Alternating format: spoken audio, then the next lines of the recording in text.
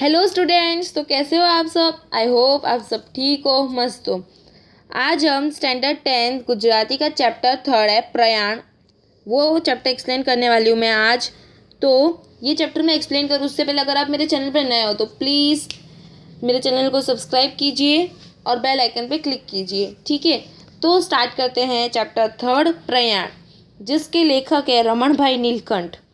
कौन है लेखक? रमण भाई नीलकंठ, जिनका जन्म तारीख 13/3/1868 में हुआ था और अवसान 6/3/1928 में हुआ है। રમણભાઈ મહિપતરામ નીલકંઠનું વતન અમદાવાદ હતું। ये कहाँ के रहवासी थे રમણભાઈ નીલકંઠ? અમદાવાદ के। તેઓ પંડિત યુગના અગ્રણીય સાહિત્યકાર હતા। સાહિત્ય ઉપરાંત તેમની સમાજસેવા નોંધપાત્ર છે। તેમણે ભદ્રંભદ્ર જેવી હાસ્યની વિખ્યાત નવલકથા તથા રાયનો પર્વત જેવો शिष्ट नाटक लख्યું છે। भद्रंभद्र क्या है? एक नवलकथा है जिसमें से एक ये जो हमारा जो प्रयाण है वो पाठ लिया गया है, जो ये पाठ है। और जो रायनो पर्वत ये उनका नाटक में से एक है। कविता અને સાહિત્ય ભાગ 1 થી 4 માં વિવેચનો વ્યાખ્યાનો સંગ્રહ છે। ધર્મ અને સમાજ નામના 2 ભાગમાં તત્વ ચર્ચાને લગતા વ્યાખ્યાનો ગ્રંથસ્થ છે। આ ખંડ ગુજરાતીની प्रसिद्ध हास्य नवलकथा भद्रंभद्रમાંથી લેવામાં આવ્યો છે। मैंने क्या कहा था कि ये हास्य जो एक नवलकथा है उसमें से ये एक पाठ लिया गया है। भद्रंभद्र ने તેમના શિષ્ય અંબારામને मुंबई જવાનું હોય છે। अब ये जो चैप्टर की समरी है वो बता रहे कि इसमें एक भद्रंभद्र तो बुक का नाम भी है और इसमें जो कैरेक्टर है भद्रंभद्र उनको और जो अंबाराम है उन दोनों को कहाँ जाना होता है? मुंबई जाना होता है। તે ઘટનામાંથી ભદ્રંભદ્ર વિચિત્રતાઓ, જૂનવાણી ખ્યાલો અને કૃત્રિમ સંસ્કૃત પ્રધાન ભાષાનો પ્રયોગથી હાસ્ય નિપજાવે છે। લેખકે ધર્મના નામે ચાલતા દંભ ઉપર કટાક્ષ કરવા સાથે મનુષ્ય પોતાના પુરાણા ખ્યાલોમાં કેવો બંધાયેલો હોય છે તેની ઘટના વર્ણવી છે। વિચિત્ર કે આત્યંતિકતામાંથી કેવું હાસ્ય पैदा થાય છે તેના दृष्टांत रूप आ खंड છે। चलो तो इंट्रोडक्शन पढ़ लिया तो हम अब चैप्टर स्टार्ट करते हैं। जमीने अमे स्टेशन पर गया। घरेथी निकळता भद्रंभद्रनो आनंद अपार हतो। कपाळे कंकुनो लेप करता मने कहे के अंबाराम આજનો દિવસ મોટો છે। આપણને આપણા વેદ ધર્મનું રક્ષણ કરવા, આર્ય ધર્મનો જય કરવા અને સનાતન ધર્મનો પ્રચાર કરવા પ્રયાણ કરી રહ્યા છીએ। अंबाराम बोलते हैं कि आज हम खाना खा के स्टेशन के लिए निकल गए। भद्रंभद्र बहुत खुश थे आज और वो अंबाराम को कहते हैं कि आज का दिन कुछ शायद बड़ा लग रहा है। क्यों? क्योंकि वो लोग मुंबई क्यों जा रहे हैं? वेद धर्म का रक्षण करने के लिए, आर्य धर्म की जय करने के लिए और सनातन धर्म का प्रचार करने के लिए। प्रयाण मतलब कि निकलना, कि हम प्रस्थान क्यों कर रहे हैं ऐसा, तो ये कारण है। રાવણનો પરાજય કરવા નીકળતા શ્રીરામની વૃત્તિ કેવી હશે? કંસના વધનું કાર્ય આરંભતા શ્રી કૃષ્ણનો ઉત્સાહ કેવો હશે? કિચકને મર્દન કરવાની યુક્તિ રચતા ભીમસેન ઉમંગ કેવો હશે? ચકિત થઈ મેં કહ્યું અકથ્ય महाराज अकथ्य। अब भद्रंभद्र पूछते हैं कि जब रावण को जब राम ने मारने की वृत्ति जब पैदा की तो जो राम की जो वो था, क्या बोलते हैं, रावण ने पराजय करवा निकलता श्री राम की वृत्ति केवी हशे, मतलब उस टाइम उनका क्या था वो स्वभाव। तो तब श्री कृष्ण का उत्साह कैसा था कंस को मारने के टाइम पे। और कीचक ने जो कीचक जो था उसको भीमसेन ने मारा था, तो उस भीमसेन का उमंग कैसा था? तो भद्रंभद्र रिप्लाई में बोलते हैं अकथ्य महाराज अकथ्य, मतलब कुछ कह नहीं सकते, इतना ज़्यादा उनका उमंग अच्छा था। भद्रंभद्र बोली उठ्या तो मारी वृत्ति पण आज अकथ्य छे। तो भद्रंभद्र भी बोलते हैं कि हाँ मेरा भी कुछ आज ऐसा ही है, मैं भी आज इतना खुश हूँ, बहुत खुश हूँ आज, मारो उत्साह पण आज अकथ्य छे। મારો ઉમંગ પણ આજે અકથ્ય છે. અને ભદ્રંભદ્ર અમે ન સમજી શકે કે આ ગાડીમાં જાઉં છું તેથી જ મારી ગતિ આટલી ત્વરિત છે. મારો પોતાનો વેગ તને વિદિત જ છે. वो भद्रम को कहते हैं अंबाराम कि मैं ये आगगाड़ी मतलब कि जो ट्रेन में जा रहा हूँ इसकी वजह से मैं इतना खुश नहीं हुई. इसकी वजह से मेरी वृत्ति जो इतनी फास्ट नहीं है. तुझे तो मेरे बारे में पता ही होगा. મેં કહ્યું મહારાજ તે દાડે જમાલપુર દરવાજે બહાર એક શિયાળને વરુ ધારી આપણે પાછા ફર્યા હતા. તે દાડે તો તમે મારાથી બહુ આગળ નીકળી ગયા હતા તેવો વેગ કહો છો.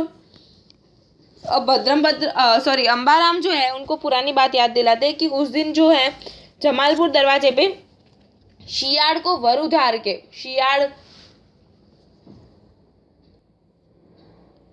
शियाड़ ने वर उधारी मतलब कि फॉक्स जो होता है उसको उन लोगों ने वुल्फ समझा था. तो वो वुल्फ समझ के वो लोग भागने लगे थे. तो उस टाइम पे जो भद्रंभद्र की जो स्पीड थी वो कुछ ज़्यादा ही थी और वो त्वरित बहुत थे. तो उस टाइम पे वो अंबाराम बोलता है कि कुछ आपका कुछ उत्साह आज ऐसा ही है. भद्रंभद्र गंभीरताથી કહ્યું કંઈક તેવો પણ તેથી સરસ. भद्रंभद्र ने कहा हाँ वैसा ही है कुछ पर आज उससे भी थोड़ा अच्छा है. ઉત્સાહની વાત કરતાં કરતાં અમે સ્ટેશન પર જઈ પહોંચ્યા. અમારી બંનેની ટિકિટ કરાવવામાં भद्रंभद्र गया.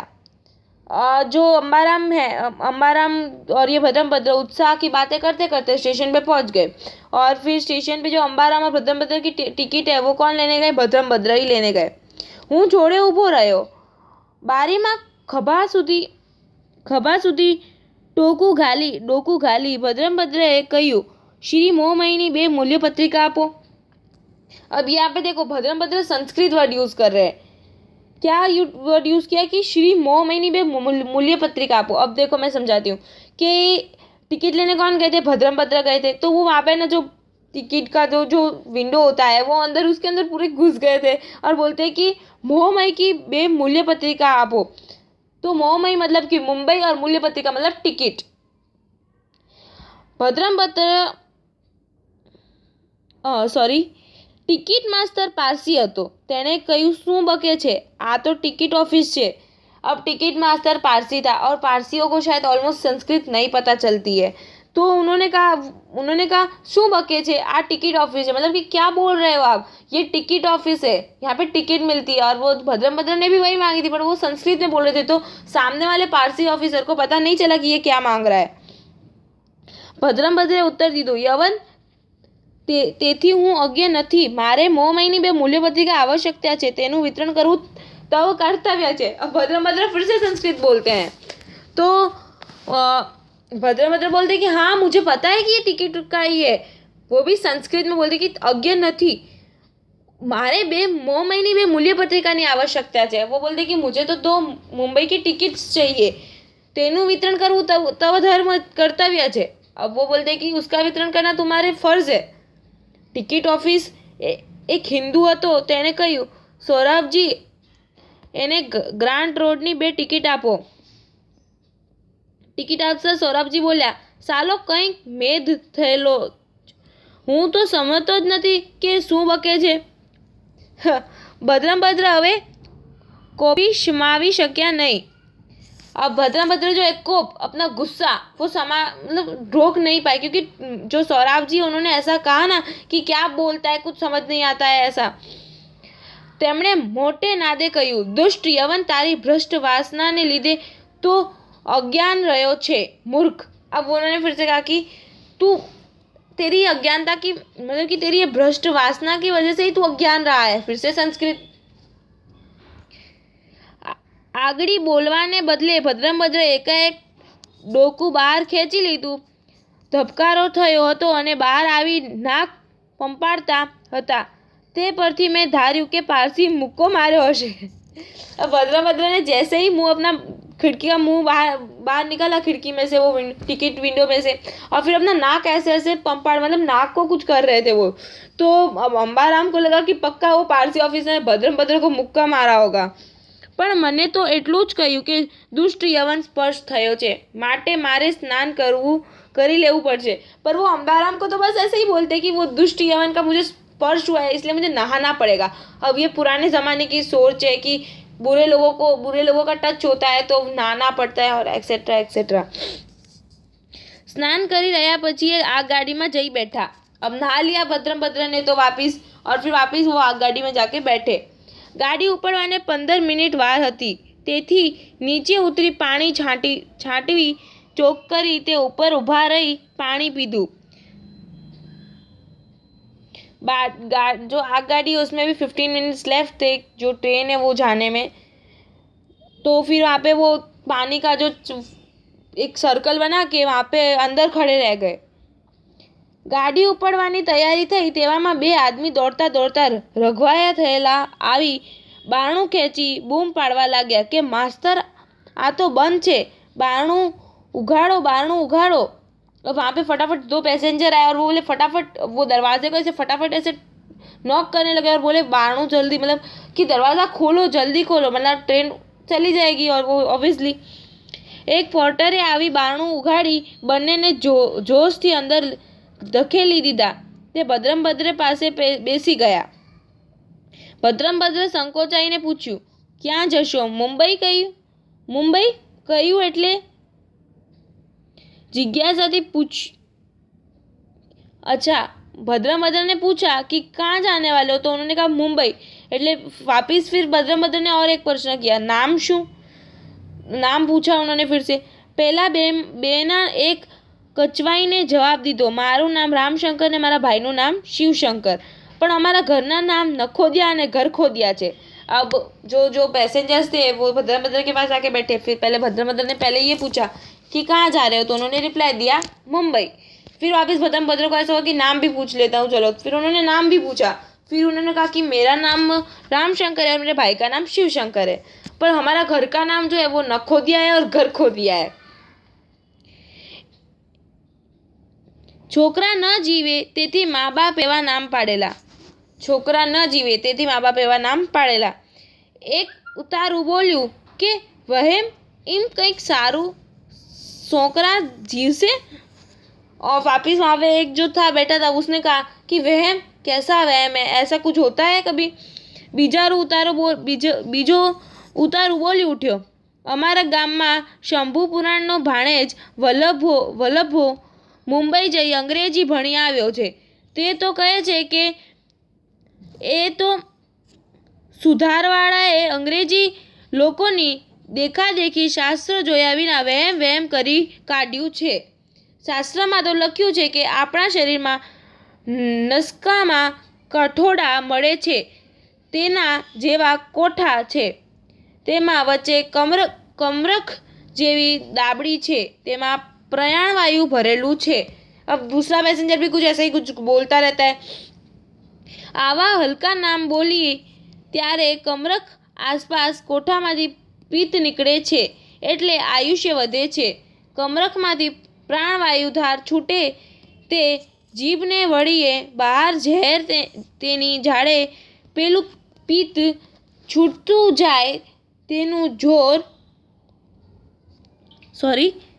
पित्त छूटतुं जाय तेनुं जोर नरम पड़े एटले आयुष्य वधे।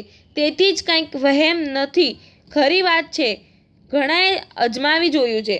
अब देखो, पहले तो है ना, जो उन्होंने जब नाम बोला तो एक पैसेंजर बोलता है कि ये क्या है, ये सब वहम होता है। फिर दूसरा पैसेंजर बोलता है कि ऐसा कुछ नहीं होता, वो साइंटिफिक कुछ रीज़न बताता है ये सब प्राणवायु का, और बोलता है कि ये कुछ वहम नहीं होता, ये तो अंग्रेज आए थे तो वो वहम बोल के गए, तो अब हम भी वहम बोलते हैं, बाकी ऐसा वहम होता नहीं है। अब देखो, इसमें ना मतलब पुरानी सोच बताई गई है कि पुराने लोगों की सोच, घर का नाम तो ज़्यादा जिएंगे, बाहर का नाम अलग कुछ, तो ये। और इसमें भद्रम की कुछ हमें हंसी वाली भी बातें समझ में आई है, जैसे कि वो पारसी के साथ उनका जो टॉकेटिव था वो संस्कृत में था, तो फिर आपको पता ही होगा कि वो मतलब कि उस पारसी ने उनको मुक्का मारा था या स्पर्श किया था। तो ये था चैप्टर 3। अगर आपको ये मेरी एक्सप्लेनेशन अच्छी लगी हो तो प्लीज़ मेरे वीडियो को लाइक कीजिए, शेयर कीजिए अपने फ्रेंड्स के साथ, और मेरे चैनल को सब्सक्राइब कीजिए। तो ऐसे ही मैं आपके लिए वीडियोस बनाती रहूँगी। मिलते हैं नेक्स्ट वीडियो में। आज के लिए यहाँ तक ही। Bye guys, have a nice day.